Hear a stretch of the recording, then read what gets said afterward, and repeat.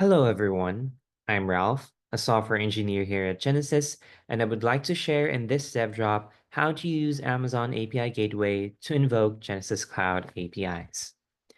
In today's world of software development, we, the developers, have been creating applications that use other applications by integrating it. Narrowing it down in web development, we wanted clients of our application to just use a single endpoint to access all of our application's features and capabilities.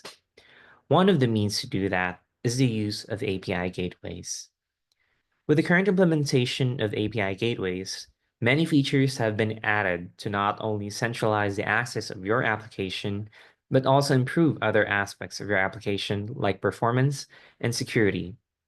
The goal of this DevDrop is for you to have a guide that easily spearheads your plan of creating an API gateway for your application and provides some tips on how to configure and maintain your API gateway, particularly with the Genesys Cloud API.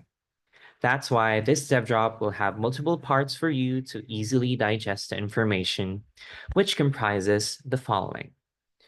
So this DevDrop series has 9 parts. So the first part is just an introduction to API gateways.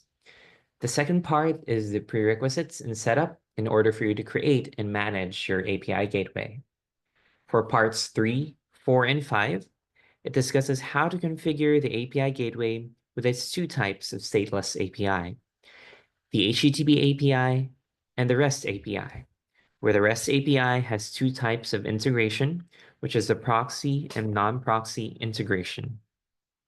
For parts 6, 7, and 8, these are guides on how to utilize our created API gateway with Genesys suite of developer tools, which include the CLI, CXS code, and our SDKs.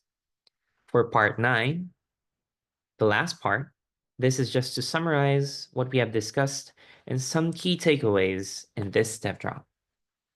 So with that, I hope you watch all of the parts, and by the end of this DevDrop series, you can now configure an API gateway with Genesys Cloud. See you in the next video.